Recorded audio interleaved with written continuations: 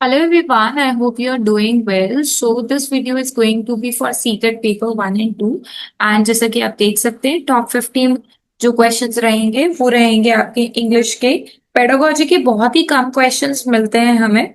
ठीक है, so some questions are framed specially for you and इसके अंदर थ्योरी बेस्ड क्वेश्चंस भी होंगे और जो जनरल क्वेश्चंस होते हैं वो भी आपके यहाँ पे कवर हो जाएंगे। So first question is language learning is best achieve through. आप किसी भी भाषा को कैसे सीखेंगे? रट्टा मार के तो सीख नहीं सकते, ना ही ग्रामर रूल से सीखेंगे। यस डेफिनेटली आप मीनिंगफुल इंटरेक्शन करेंगे जब तभी आप सीख पाएंगे, चाहे आप थोड़ा थोड़ा बोलिए। ठीक है, या फिर पूरा ग्रामेटिकली करेक्ट भी मत बोलिए, वर्ड सिर्फ और सिर्फ लर्न करिए, उससे आपको लैंग्वेज सीखने में आसानी होगी। एक कंस्ट्रक्टिविस्ट अप्रोच है ये। कंस्ट्रक्टिविस्ट अप्रोच मतलब बच्चों की जो लर्निंग होगी वो सेल्फ होगी। बच्चे खुद की नॉलेज खुद बनाएंगे। तो टीचर अथॉरिटी की तरह काम करती है, पैसिव लिसनिंग की तरह काम करती है, या फिर फैसिलिटेटर की तरह काम करती है, memorisation. So correct answer is facilitator. The term scaffolding in learning means, scaffolding का मतलब होता है विगोस्की के अकॉर्डिंगली, विगोस्की ने टर्म दिया था कि हम सिर्फ और सिर्फ एक सपोर्ट दे रहे हैं। तो ये होगा नहीं, ये भी नहीं होगा। So support given to the learners when needed. NCF की पूरी वीडियो चैनल पर है, प्लीज देख लीजिएगा, पढ़ लीजिएगा, बहुत ही डिटेल्ड वीडियो बनी है। एनसीएफ 2005 इंग्लिश कैसे पढ़ानी चाहिए, फॉरेन लैंग्वेज की तरह, सब्जेक्ट की तरह, एक means of communication for translation. देखो, अगर मैं इंग्लिश बोल रही हूँ, आप लोग इंग्लिश बोल रहे हो, तो एक कम्युनिकेशन का जरिया है। ठीक है, ना कि आपको कोई फॉरेन लैंग्वेज की तरह पढ़ानी है या ट्रांसलेशन पर्पज के लिए। राइट, लैंग्वेज एक्विजिशन, लैंग्वेज को आपने एक्वायर करना है, इस पे भी थ्योरी थी। कॉन्शियस प्रोसेस है, अनकॉन्शियस प्रोसेस है, फॉर्मल प्रोसेस है या मेमोराइजेशन। देखो, अगर आपको लैंग्वेज एक्वायर करनी है ना तो आप उसे कॉन्शियसली करेंगे। अनकॉन्शियसली कोई भी लैंग्वेज एक्वायर नहीं होती है। फॉर्मल प्रोसेस बोले आप सिर्फ और सिर्फ एक सेटिंग में पढ़े, ऐसी कोई बात नहीं। आप घर में जब हिंदी बोलना सीखते हैं बच्चा, तब वो फॉर्मल प्रोसेस नहीं है, ना ही मेमोरी को, वेकाबलरी को लर्न कर। मल्टीलिंगुअल क्लासरूम में बहुत सारी भाषाएं बच्चे बोलते हैं। ठीक है, टीचर को क्या करना चाहिए? पनिश करना चाहिए? बिल्कुल नहीं। डिस्करेज करना चाहिए? बिल्कुल नहीं। Use students language as a resource, बच्चों की लैंग्वेज को एज अ रिसोर्स यूज करना चाहिए। Extensive reading promotes, extensive reading में क्या काम आता है? वर्ड फॉर वर्ड रीडिंग कर रहे हैं, ट्रांसलेशन कर रहे हैं, फ्लुएंसी एंड कॉम्प्रिहेंशन या मेमोराइजेशन। ना तो हमें चाहिए मेमोराइजेशन, ना ही हमें ट्रांसलेशन, ना ही हमें वर्ड फॉर वर्ड, यहाँ पे ना ही हम फ्लुएंसी और कॉम्प्रिहेंशन के लिए कर रहे हैं। सो एक्सटेंसिव रीडिंग के अंदर, just a minute, extensive reading के अंदर हम वर्ड फॉर वर्ड रीडिंग नहीं करते हैं। ठीक है, एक तो ये चीज ध्यान रखना। ना ही हम एक्सटेंसिव रीडिंग के अंदर मेमोराइजेशन करते हैं। ठीक है, तो ये भी आपका रॉन्ग हो जाएगा। But yes definitely fluency and comprehension के लिए, अंडरस्टैंडिंग के लिए हम एक्सटेंसिव रीडिंग करते हैं। A child who can decode words, एक बच्चा है जो कि वर्ड्स को डिकोड कर सकता है but has a poor comprehension. उसका कॉम्प्रिहेंशन क्या है? पुअर है। सो वो एक गुड रीडर है, एमर्जेंट रीडर है, उभरता हुआ रीडर कहते हैं, डिसलेक्सिक या स्ट्रगलिंग। ठीक है, डिकोड कर सकता है वर्ड पर कॉम्प्रिहेंड पुअर कर रहा है। ठीक है, सो यहाँ पर है कि बच्चों को समझ में नहीं आ रहा है, who is a struggling reader, comprehension करने में उसको प्रॉब्लम आ रही है, is a struggling reader, not a dyslexic reader. Dyslexic के अंदर वो वर्ड्स को कोड डिकोड नहीं कर पाता, रीडिंग में प्रॉब्लम आती है उसको। The best way to assess speaking skills, आपके जो स्पीकिंग स्किल्स है उनको कैसे असेस करेंगे आप? कौन सा बेस्ट तरीका है स्पीकिंग स्किल्स को असेस करने का? So written test, dictation, reading aloud या ओरल परफॉर्मेंस टेक्स्ट टेस्ट। तो अगर आपको असेस करना स्पीकिंग स्किल्स तो बोल के ही करेंगे ना, ऐसे बिना बताए तो वो तो करेंगे नहीं। So reading allowed, reading allowed, but यहाँ पे असेसमेंट है तो फिर ये हो जाएगा ओरल परफॉर्मेंस। ठीक है, बोलेंगे तो फिर असेस कैसे करेंगे? यहाँ पे ओरल परफॉर्मेंस टेस्ट। ठीक है, ये भी करेक्ट था, ये भी करेक्ट था, बट अगर आप इसमें बेस्ट ऑप्शन देखें तो D1। होल लैंग्वेज अप्रोच कैसे एम्फोसाइज करती है? लैंग्वेज स्किल्स को, ग्रामर एंड वोकैबुलरी को, integration of all language skill, या फिर translation. So the correct answer is language skill को इंटीग्रेट कर। Next question is teaching of grammar should be, बच्चों को ग्रामर कैसे रीड कराएंगे, स्टडी कराएंगे, रूल समझाएंगे, inductive and contextual, rote learning, रट्टा मरवाएंगे, या फिर एंड में इंडक्टिव कराएंगे, कंटेक्स्ट से रिलेटेड कराएंगे। The silent way is a method of teaching. Silent way कौन सा मेथड है टीचिंग, जहाँ पे टीचर बोलेगी नहीं, या फिर टीचर साइलेंट रहेगी जहाँ पे लर्नर पैसिव रहेंगे, या फिर ग्रामर पहले पढ़ाई जाएगी। तो करेक्ट आंसर है जिसमें टीचर साइलेंट रहेगी, right. Language cross the curriculum means English को सिर्फ और सिर्फ इंग्लिश टीचर ही पढ़ा सकते हैं।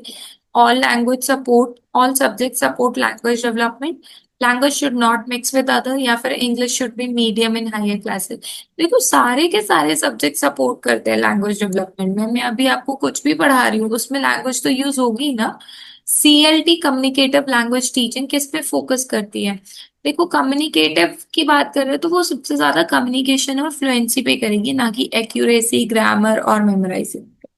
असेसमेंट फॉर लर्निंग से फॉर्मेटिव, बच्चे की लर्निंग तभी करा दी, बच्चे की असेसमेंट तभी कर ली जैसे ही उसने उसको पढ़ा। ठीक है, तो इससे पता भी लगेगा अटेंटिव था या नहीं। तो रैंकिंग करनी नहीं है, ग्रेडिंग करनी नहीं है, इंप्रूवमेंट करना है लर्निंग में। फोनेमिक अवेयरनेस, साउंड की अवेयरनेस, तो मीनिंग ऑफ वर्ड्स नहीं सिखाने, हमें साउंड सिखाने हैं, ना कि फास्ट रीडिंग और नोइंग पार्ट ऑफ इट। अगर आपको ऐसी वीडियोस अच्छी लगती हैं जिसमें 50-50 मॉक टेस्ट, 50-50 क्वेश्चन हो मॉक टेस्ट की, सो प्लीज सेशन को फॉरवर्ड जरूर करा करें, और like and share and subscribe भी करा करें। The skill that involves interpreting symbols, letters and word, ऐसा स्किल जिसमें हम सिंबल को इंटरप्रेट करते हैं, लेटर्स को एंड वर्ड को, उसको क्या बोलते हैं? Speaking, listening, reading and writing. जब आप रीड करते हो ना तो आप सिंबल को, लेटर को, वर्ड को, हर चीज को इंटरप्रेट कर रहे हो। देन इज रेमेडियल टीचिंग, आप कब करवाते हो? जब सिलेबस कंप्लीट हो जाएगा, या फिर स्टूडेंट्स जो वीक है लैंग्वेज स्किल्स में उनके लिए, एग्जाम्स जब नियर आते हैं तब, या फिर टॉपिक्स को, नया टॉपिक इंट्रोड्यूस करते हैं तब। सो जब स्टूडेंट जो कोई भी वीक हो लैंग्वेज स्किल में उसके लिए, so B answer is correct. Literature can be used in language teaching, literature को लैंग्वेज टीचिंग में कैसे यूज करेंगे? ग्रामर कराने के लिए, ट्रांसलेशन के लिए, लैंग्वेज को प्रमोट करने के लिए एंड इमेजिनेशन के लिए, या लर्निंग को बोरिंग बनाने में। आप लिटरेचर में इतने अच्छे अच्छे चैप्टर्स पढ़ते हैं, है ना, तो वो क्यों करते हैं? ताकि आप इमेजिनेशन कर सको, लैंग्वेज बोल सको। एक अच्छी टेक्स्ट बुक में सिर्फ और सिर्फ ग्रामर एक्सरसाइज होंगी, रिजिड होगी, मतलब जैसा बताया वैसे ही करना है, सारे के सारे लैंग्वेज स्किल इंटीग्रेट होंगे, कोई पेजेस के अंदर पिक्चर्स नहीं होंगे। अच्छी बुक वो ही होगी जिसमें सारे लैंग्वेज स्किल इंटीग्रेट हों। एरर एनालाइज करना है, क्या हेल्प करेगा टीचर को? स्टूडेंट को पनिश करना है? नहीं। डायग्नोस करना है learner needs? Definitely. Alphabets teach करने हैं? नहीं। और ना ही हमें कोई लैंग्वेज करानी है। So correct answer is B. ठीक है। चिल्ड्रंस लिटरेचर हेल्प डेवलप, जो बच्चों का लिटरेचर होता है वो क्या डेवलप कराना चाहता है? उनकी मोटर स्किल्स, की मेमोराइजेशन, इमेजिनेशन, एक्सप्रेशन, या मैथमेटिकल एबिलिटी? तो लिटरेचर से ना बच्चों की लैंग्वेज, जो कम्युनिकेशन है वो ज्यादा स्ट्रांग होती है, इमेजिनेशन कर पाता है, एक्सप्रेस कर पाता है। द इक्लेक्टिक अप्रोच, ये अप्रोच मैंने कराई थी आपको इंग्लिश थ्योरी में। इक्लेक्टिक अप्रोच का मतलब ना तो सिंगल मेथड होता है, multiple method, yes definitely. Grammar approach नहीं होता इसमें ना, सारे मेथड होते हैं। टीएलएम हो गया, सीएलटी मेथड हो गया, सारे मेथड्स मैंने करा रखे हैं, आप वहां जाके देख लीजिएगा। As it's a mock test, तो उसको मॉक टेस्ट की तरह ही करते हैं। LSRW, listening, speaking, reading and writing. ठीक है, ये पता होना चाहिए आपको। तो करेक्ट आंसर इज बी। कौन सा रिसेप्टिव है? जो आप रिसीव कर रहे हैं। ठीक है, जो आप रिसीव कर रहे हैं, REIV। ठीक है, जो आप रिसीव कर रहे हैं कौन सा होगा? स्पीकिंग, वो तो वो खुद से बोल रहे हैं, राइटिंग ये भी खुद से बोल रहे हैं, रीडिंग या फिर ड्राइंग। ठीक है, तो अगर हम बात करें रिसेप्टिव की, तो रीडिंग जो है वो आप रिसीव कर रहे हैं। देन ग्रामर ट्रांसलेशन मेथड, जो कौन सा है? इसमें स्पीक करेंगे प्रैक्टिस करने के लिए, इंग्लिश को यूज करेंगे कन्वर्सेशन के लिए, मदर टंग को ट्रांसलेट करने के लिए, या रोल प्लेस के लिए। So the correct answer is translating into a mother tongue. Formative assessment, जिसमें एकदम से असेसमेंट ले ली जाती है, क्विज की फॉर्म में, किसी भी फॉर्म में ले सकते हैं, continuously to guide learning, right. Then which of the following is an objective of language teaching, हमें लैंग्वेज टीचिंग क्यों करानी है? ताकि लॉजिकल रीजनिंग प्रमोट हो, वोकैबलरी अच्छी हो, लर्नर मेमोराइज करे, कुछ भी रट्टा तो नहीं मरवाएंगे, ना ही ये करवाएंगे। इम्प्रूव इन राइटिंग, क्योंकि इन राइटिंग वगैरह बच्चे शुरू में सीख कर आते हैं। सो correct answer is logical. Only भी लिखा है यहाँ पर, अगर हम यहाँ देखें 28 क्वेश्चन में, तो ओनली वाला भी गलत हो गया, वोकैबलरी ठीक है। ठीक है, correct answer is code switching. Code switching क्या होता है? Make spelling error, mixing two language, reading difficult text, या फिर writing code word. So correct answer is mixing two language. ठीक है, writing skills are the best developed. आप बच्चों की राइटिंग स्किल कब सबसे अच्छी होगी? जब आप बच्चों को बोलोगे रट्टा मार लो ऐसे, इसको ब्लैक बोर्ड से कॉपी कर लो, खुद से करने को कहोगे, स्पेलिंग प्रैक्टिस दोगे। C is the correct answer. Shared reading, share करके बच्चा रीड कर रहा है, तो इसमें टीचर रीडिंग होगी सिर्फ, स्टूडेंट रीडिंग होगी, टीचर एंड स्टूडेंट दोनों करेंगे read and memorizing reading. So the correct answer is teaching and student reading together. Language competence क्या होती है? लैंग्वेज कॉम्पिटेंस का मतलब जब बच्चे ने कुछ सीखा है तो वो उसको बोल भी पा रहा है, खुद से कर भी पा रहा है, that is language competence. Vocabulary नहीं। Grammar and pronunciation yes definitely. Listening only नहीं, जहां जहाँ ओनली होता है ना कहीं से हमें पता लग जाता है कि वो रॉन्ग आंसर है। ओनली राइटिंग स्किल नहीं। The most effective way to teach new vocabulary, एक नई वोकैबलरी को कैसे सिखाएंगे? By translating, by meaningful context, dictionary, या मेमोराइजिंग। ठीक है, तो जैसे कि अगर मैं बोलूं कि अगर आप उनको बार बार ट्रांसलेट कर दोगे तो वो मजा नहीं आएगा, बट अगर आप उनको मीनिंगफुल या कॉन्टेक्स्ट बताओगे, ठीक है, जैसे the travel to Goa was joyful, तो अगर उनको जॉयफुल का मतलब पता होगा, ठीक है, तो वो बेसिकली कॉन्टेक्स्ट के थ्रू ही आपने उनको बता दिया कि आप वहां गए थे और वो बहुत ही खुशनुमा था। Then summative assessment is useful. Summative assessment कब यूज की जाती है? समेटिव असेसमेंट हम एट द एंड में यूज करते हैं, फीडबैक ड्यूरिंग इंस्ट्रक्शन के लिए नहीं करते, फाइनली ग्रेड्स देने के लिए हम यूज करते हैं। अ चाइल्ड ओरिएंटेड करिकुलम कौन सा होता है? जो बच्चों के लिए बनाओ, टीचर के लिए तो होगा नहीं। चिल्ड्रन पैसिव नहीं होने चाहिए, एक्टिव होने चाहिए। ठीक है, focus on child needs yes definitely, only text book गलत हो जाएगा। A portfolio in English class content, एक पोर्टफोलियो है इंग्लिश क्लास में, वो कैसा होना चाहिए? सिर्फ रिजल्ट्स नहीं, टीचर रिकॉर्ड नहीं, yes total sample of students work. What is the role of pronunciation in language learning? Pronunciation का क्या रोल है? इंपॉर्टेंट नहीं है? इंपॉर्टेंट है कम्युनिकेशन के लिए। ओरल एग्जाम या spelling, so correct answer is central to effective communication. Bilingual method वो होता है जिसमें हम बाय मतलब दो, लिंगुअल मतलब लैंग्वेज, दो लैंग्वेज यूज करें, तो both English and mother tongue. Next question is speaking skill can be best assessed through। अच्छा, इसके साथ साथ आई वुड लाइक टू से कि अगर आपको कोई स्पेसिफिक टॉपिक की वीडियो चाहिए जो कि आपको लगता है कि आपने बहुत फाइंड करी और आपको नहीं मिली, so please do let me know in the comment box, I definitely try to help you out, right? So please do it. And channel पर जल्दी ही 1K सब्सक्राइबर हो जाएंगे, सो प्लीज आप ज्यादा से ज्यादा सब्सक्राइब करिए, right? It will be a motivation for us to make the videos for you, right? Speaking skills can be best assess through, speaking skills को कैसे असेस करेंगे? ऐसे राइटिंग से, ग्रामर टेस्ट से, रोल प्ले से, या reading allowed. तो speaking के लिए हमेशा आपको ध्यान रखना है कि आप क्या करें, रोल प्ले कराएं। ठीक है, रीडिंग अलाउड करके नहीं होगा, तो रोल प्ले से बच्चा खुद ही कर लेगा। बॉटम अप अप्रोच, बॉटम मतलब पहले आप छोटी से शुरुआत करेंगे, तब धीरे धीरे आएंगे। ठीक है, तो bottom up approach in readings में लेटर्स एंड साउंड से हम शुरुआत करेंगे। और टॉप डाउन अप्रोच के अंदर हम किस में फोकस करेंगे? हम फोकस करेंगे ग्रामर रूल्स के लिए। ठीक है, then the next question is task based learning क्या होती है?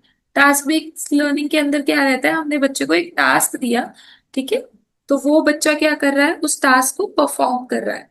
ठीक है, तो अब ये जो टास्क बेस्ड लर्निंग है उसमें रट्टा मारने के लिए तो हम कहेंगे नहीं, राइट? अच्छा एक मिनट, इसके अंदर टॉप डाउन रीडिंग अप्रोच के अंदर प्रायर नॉलेज एंड प्रिडिक्शन होगा, जहां तक मुझे लगता है, राइट। अगर हम देखें, प्रायर नॉलेज ही इसके अंदर काम में आएगी अगर हम शुरू से मतलब शुरुआत से नीचे की तरफ आएंगे। ठीक है, क्योंकि ये बॉटम बॉटम की अगर हम बात करें, एक बार देख लेते हैं।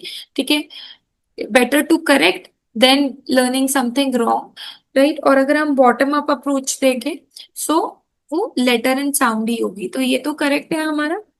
ठीक है, बट जो वो वाला क्वेश्चन था, उसके लिए हम क्या करेंगे, टॉप डाउन अप्रोच के लिए नॉलेज को, प्रायर नॉलेज को चेक करेंगे। टास्क बेस्ड लर्निंग में रियल लाइफ टास्क देंगे लैंग्वेज को लर्न करने के लिए, ना कि ट्रांसलेशन या फिर राइटिंग भी कर। रीडिंग अलाउड, जोर जोर से बच्चा बोल रहा है तो साइलेंट रीडिंग तो होगा नहीं। ठीक है, ना ही वो कैबलरी लर्न कर रहा है, बट उसमें प्रोनाउंसिएशन और फ्लुएंसी अच्छी हो जाती है। तो ध्यान रखना, reading allowed is never be an option for assessment. ठीक है, स्पीकिंग स्किल्स, राइट। तो इससे हम स्पीकिंग स्किल नहीं कराएंगे, बट हम उसकी प्रोनाउंसिएशन और फ्लुएंसी चेक कर सकते हैं। रियल है या रियलिया होता है रियल लाइफ ऑब्जेक्ट। आप क्लास में एक टॉय लेके जा रहे हो, ठीक है, एक ना हमारे पास एक इंग्लिश में थ्योरी होती है, ठीक है, जिसके अंदर हम बोलते हैं कि सीएलटी थ्योरी, जिसमें हमने कम्युनिकेट करना है उसी लैंग्वेज में। तो अगर मुझे बात करनी है तो मैं उसी लैंग्वेज में बात करूंगी। ठीक है, सो एक होल अप्रोच वाली भी होती है, तो आपको सारी थ्योरी करा रखी है, अभी हम इसमें नहीं जाते। तो instead of speaking a translating it, just show them an apple and से दिस इज एन एप्पल। ठीक है, तो इस तरीके से बच्चा ज्यादा समझता है। तो वो एप्पल दिखाना मतलब एक रियल लाइफ ऑब्जेक्ट है और उसे आप लैंग्वेज में यूज कर रहे हो। या दिस इज अ टॉय, ऐसे करके जब आप कराएंगे, आप उसमें ग्रामर, उसके अंदर आप ट्रांसलेशन नहीं कर रहे हैं, बट यस डेफिनेटली आप उनको लर्निंग दे रहे हैं। Rubric and language assessment, language में असेसमेंट के लिए रूब्रिक, रूब्रिक होता है कि किस तरीके से आप, जैसे हम ब्लूप्रिंट बनाते हैं ना, मार्क्स किस तरीके से असाइन करेंगे, तो दैट्स अ स्कोरिंग क्राइटेरिया। ठीक है, the best way to teach listening skills, जो बहुत ही अच्छा वे है लिसनिंग स्किल को टीच करने का, डिक्टेशन, साइलेंट रीडिंग, ऑडियो और your writing. So correct answer is by using audio and questions. ठीक है, लिसनिंग आप स्कूल में एएसएल कराते होंगे, उसके अंदर डेफिनेटली ये क्वेश्चंस आपने अ, बच्चों को एक क्वेश्चन बोलते हैं, पैराग्राफ बोलते हैं, तो उनकी एक लिसनिंग स्किल्स समझ में आती है कितना उन्होंने ध्यान से सुना। Learning outcome in English should B complex, नहीं कभी भी नहीं होना चाहिए। लर्नर सेंट्रिक डेफिनेटली, जेनेरिक या वेग ऐसे ही कुछ भी दे देंगे नहीं, ग्रामर हैवी नहीं, learner centric. Next question is differentiated instruction, हर बच्चे के अकॉर्डिंगली हम इंस्ट्रक्शंस दे रहे हैं लैंग्वेज क्लासरूम में। इसका मतलब ये है कि सेम इंस्ट्रक्शन नहीं देंगे, differentiated different strategy for the learner needs. ठीक है, फोकसिंग ऑन वीक स्टूडेंट्स गलत हो गया, गिविंग होमवर्क ये भी गलत हो गया, B answer is correct. Peer assessment इसमें एनकरेज करता है कंपटीशन, डिपेंडेंसी, कोलैबोरेटिव और पनिशमेंट। देखो, एक बच्चा दूसरे बच्चे से सीख रहा है, इसका मतलब यही है ना कि वो मिलके काम कर रहा है, रिस्पॉन्सिबिलिटी ले रहा है। CEF R की फुल फॉर्म क्या है? Central English framework of reading, common European framework of reference, core English framework for reading, curriculum for English as a foreign resource. So इस क्वेश्चन का आंसर आप मुझे as a homework in the comment box देंगे। अगर आपको video अच्छी लगी so please like share and subscribe, सारी वीडियोस चैनल पर हैं, आप एक बार गो थ्रू करिए। अगर फिर भी कोई डाउट हो सो please do let me know in the comment box. Thank you so much for watching.